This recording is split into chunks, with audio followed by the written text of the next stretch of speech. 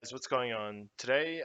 We are going over a ability, right? A single ability which has the, I guess, power to completely win you a game, right? Completely negate someone's go. But unfortunately, it's probably one of the hardest abilities to effectively pull off.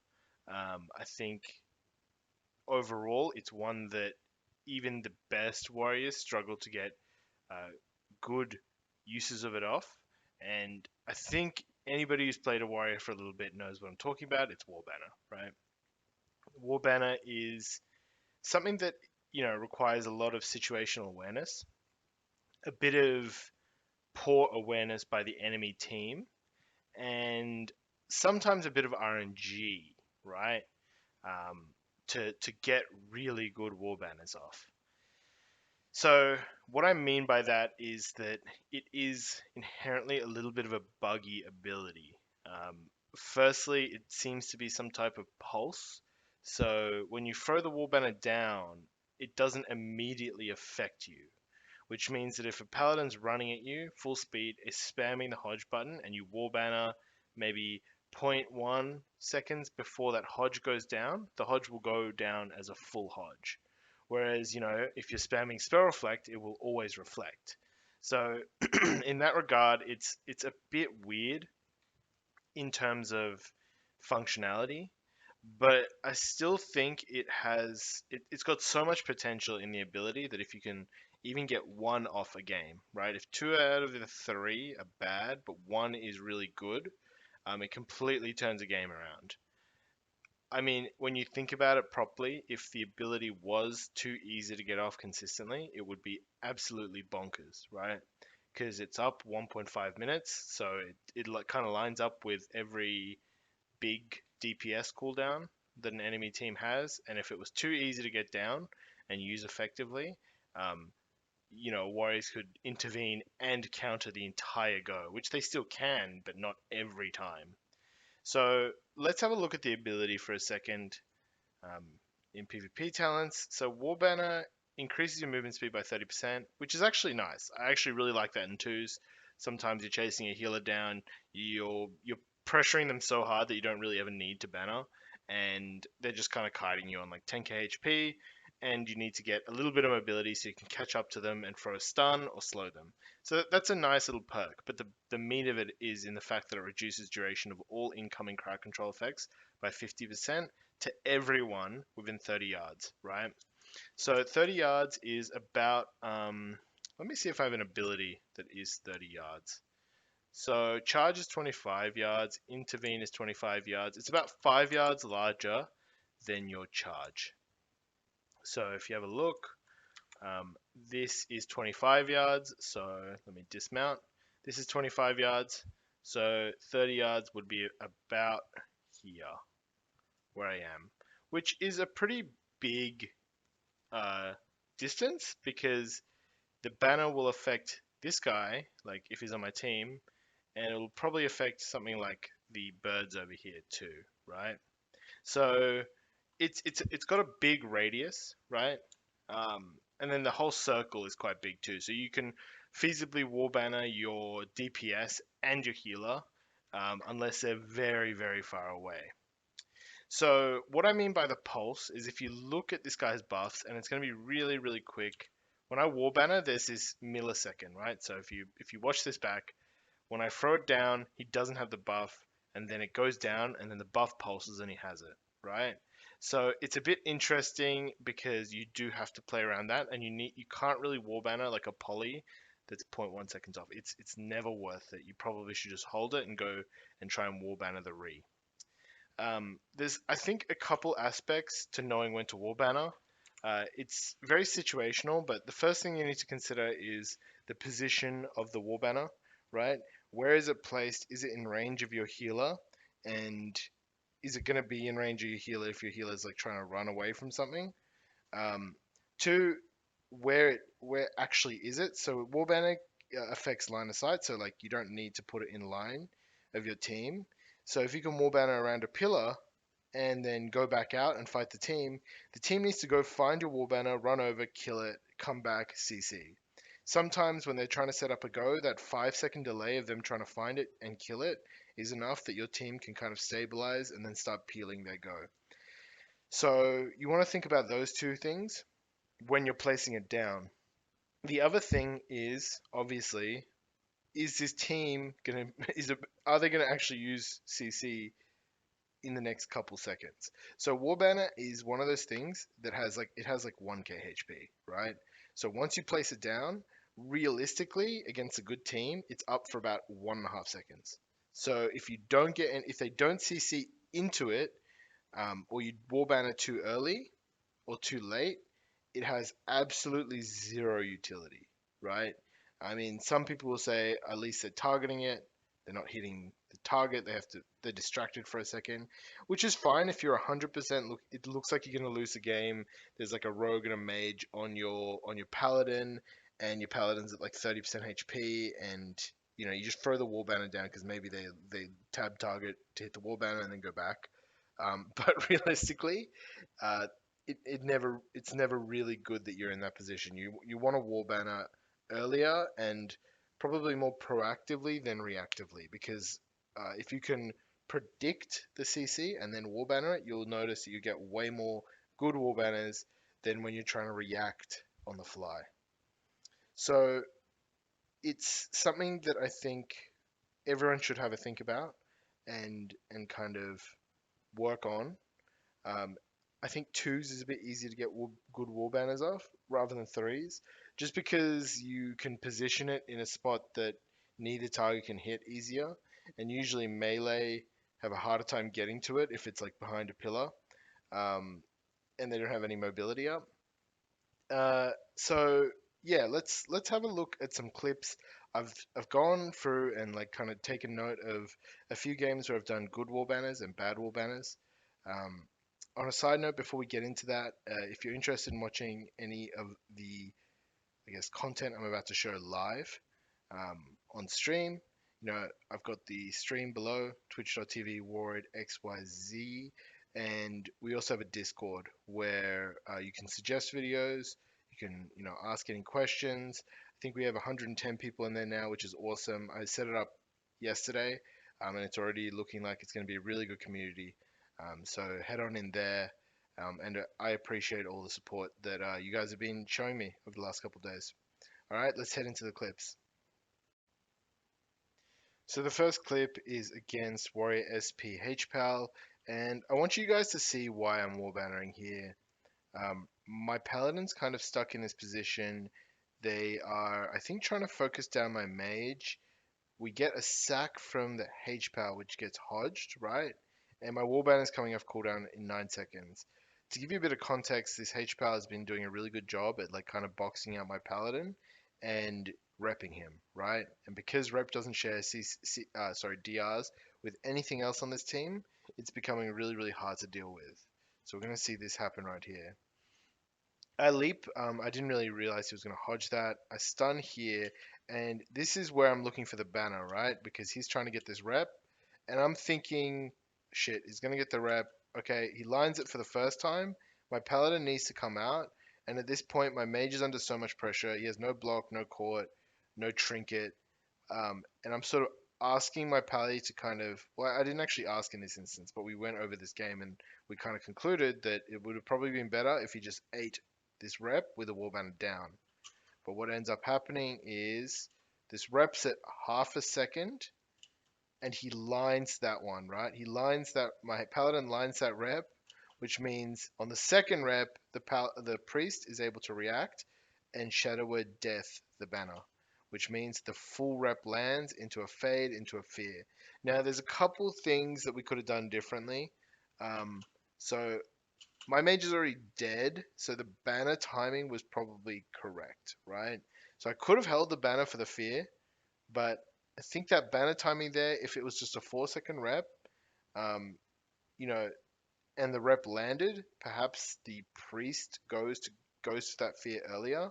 I think we were kind of already dead here in a way, but if I banned the rep and then instantly intervened, rather than kind of chilling around here trying to stop this CC, we might have had a much better chance at winning. But here's the first takeaway. you do need to coordinate your banner with your teammates, right? You need to kind of tell them that you got it and you can use it, because here, I think generally, considering that my mage is absolutely stuck here on the other side of the map to the paladin, um, he should have probably just eaten the rep at 4 seconds, and perhaps, we wouldn't have wasted so much time trying to kite the rep like the 3 times he tried to rep. But yeah, organize your banners with your teammates. First takeaway. Okay, jumping into another game where banner is very popular, right? It's Shadowplay. Shadowplay, there's a lot of opportunities to get good banners, and here I see this Door of Shadows, and immediately I throw the banner down, right? Which means that this CC that is put on is really short, and he breaks it anyway, right? This banner's still up, so he has to go kill the banner. He's still overextended, but I think because of his um, what's it called? Door Shadows onto the Paladin, uh, this DR is already halved, so he doesn't really get any good value from any of this stuff, and he's super, super overextended here. So a big thing to look at against Shadow Priests in particular is kind of watch their door, and you can kind of banner around that. Or against an Affilock, you can just banner when he fears. Super, super easy, usually quite predictable too. And yeah, that's a straightforward one. I think when you see a priest overextend to go and do something to your paladin, you can pretty much always banner and get something good. Okay, here's a banner which is really unfortunate because it would have had really high value, but we can see the range issue, right? Let me just skip a couple seconds in. I think I just had the timing wrong. So I think it's here. Let's get 20 seconds before. So we get a poly onto this priest. They're kind of doing a little go on me. It's not super big deal because there's no CC on my priest yet. And if you see down here, banner's coming off cooldown in 6 seconds, so it should line up with their big go with a fear on the priest. So I'm really looking to banner that. Um, so what I see is the windwalker still pumping away. The mind games comes out on me, which is annoying. And I throw the banner down here because I see this door of shadows. Like I know this priest wants to get on top of him, and you can see why it's unfortunate, right? I have the banner buff that didn't kill the banner, but we had to use the trinket because the banner didn't actually reach my priest. So one thing you should try and do, and the mistake I did there is I kind of bannered too early. I probably should have moved towards the pillar so my priest is in line, communicating that I can banner the fear. So when he Dora shadows over, um, the banner's down to get him. But not a massive deal, but something that you should note. Really look at the range and make sure your healer is in range of it before you throw it down. All right, jumping into the next game against the Cleave. Frost DKs are really good to do banners on. The game's so fast now that the thing I want to show has already happened so quickly, right? Frost DKs are really good to get banners on because they have these big setups, right? But they're quite predictable. You can kind of tell when they're going to happen, right? So let's go back 1 or 2 seconds here. Okay, let's go back to 16. So I see that the Frost DK has his Pillars of Frost up, and both of them are connecting to my priest, right? My priest is a priest, so he's about to take huge damage, and we're going to get CC'd and cleaved really, really hard. I intervene my priest, and then the second he ascendances, I banner, right? The reason I do that is because I know he's going to do his Frost DK madness stuff now. We get the incap from the enhancement there. There's a grounding. We banner the disorient, right? And we banner this stun, which is really, really nice. So we got so much value from that banner, and because of that, my priest hasn't even used his trinket against Ascendants and the Frost DKs go. So really, really good to look at the position of the team, right? And look at the cooldowns that DK is using and the enhancement shaman or whatever the DK is playing with, especially in a Frost team, to kind of get those banners out. Like if you can usually tell when DKs want to do a grip go because they'll kind of like be edging around trying to like move a bit closer to the off targets and stuff to grip them in. So around then, when they start to focus on doing this go, it's actually pretty like hard to think about all of that for the DK at the same time as looking out for the banner. So you can kind of banner around then, and after is gripped, right? If he doesn't do that go, everyone splits out, so that go is negated anyway. So he kind of is forced, unless his healer or his DPS are really quick, to do that go on the team into the banner, which is kind of a bit awkward for him. Okay, next game against Fire Mage SP, and this is one where we get a really nice banner. Hold on, let me make that full screen. So I throw the banner down near the pole, and I get the stun firstly because I saw the SP chasing me. We get the poly, we get the silence, right?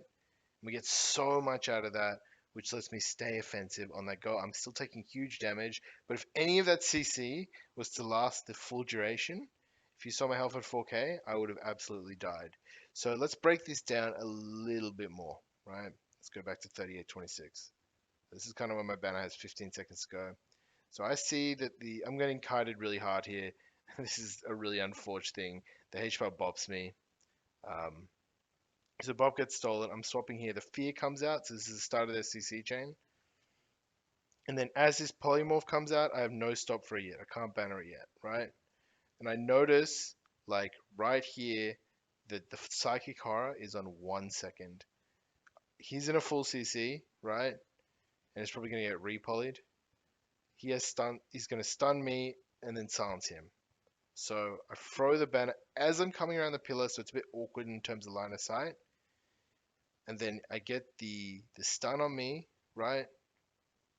And then we get the repoly, right? The repoly is only 2 seconds instead of 4 seconds. So banner's still out. I'm at 18k health, 17k health with the rally up. And then we get the silence off and the go is over, right? So you can sort of see how a banner here makes such a big difference. If I didn't banner there, we actually just lost the game. It's complete loss of the game. But with that banner, we reduced something that would have normally been, let me think, a 3 second stun on me, so 1.5 seconds of value. A full poly, which is 2 seconds of value, right? Because we cut 2 seconds of it, so it's 3.5 seconds plus the silence on him, which is about I think 3 or 4 seconds. So it's about like we immediately eradicate like 7 seconds of their CC overall on both of us just with that one banner. So one thing I want to note and the thing to pull away here is look at their position and look what cooldowns they have up. Because usually it's way easier to ban DPS cooldowns that are sort of predictable that they're going to use on cooldown. Okay, we're going for the last one, right? This is against the Windwalker. Windwalker and twos, I feel like I get awesome banners against. And I don't know, I just like running banner because it can stay so offensive. They can't do these big stun goes if I banner it. So I see here this Windwalker has his clones up, right? The Paladin's chilling behind me. He's got sack. He's not going to take too much damage. And here I see Zuen up, right? I see he's used all his trinket and clones. And you know what I think he's probably going to do next is stun me, right? So I get my big damage out. I throw the banner down, and I only eat the stun for 2 seconds. Really lucky. We get the bop off that. So, I mean, we probably could have bopped it anyway. I feel like if I hit D-Stance and banner at the same time, we probably wouldn't have needed the bop at all. But again, it's really easy to tell when to banner if you just kind of look at what they're doing and pay really close attention to the cooldowns they're using. Monks always want to stun you when they have this Zuen up. It just gives them so much value and they can just pump into you. So if you can banner that and cut the time of that stun into 2.5 seconds, that's usually enough time where you can jump out, parry, or just leap away, right? So against monks, look at their offensive cooldowns and sort of try and banner around that. All right. All right. Thanks for watching, guys. Just another shout out to the Discord. Join below. And definitely keen to hear from you guys. See how you found this video. Check out the stream. By the time I upload this, which should be in about a couple hours from 2:30, I should be streaming. So come say hello. Ask any questions, send across any VODs. What I want to try and get in the habit of doing is reviewing the view VODs on stream so that you can kind of immediately get feedback and say, look, here's one thing I would have liked to do better, or hey, actually, your analysis is wrong because of XYZ, and we can kind of discuss that. Um, yeah, the Discord's blowing up. It's great to have heaps of you in here. So, you know, join it, chuck us a sub, all this good stuff. Thanks for watching, guys. Take it easy.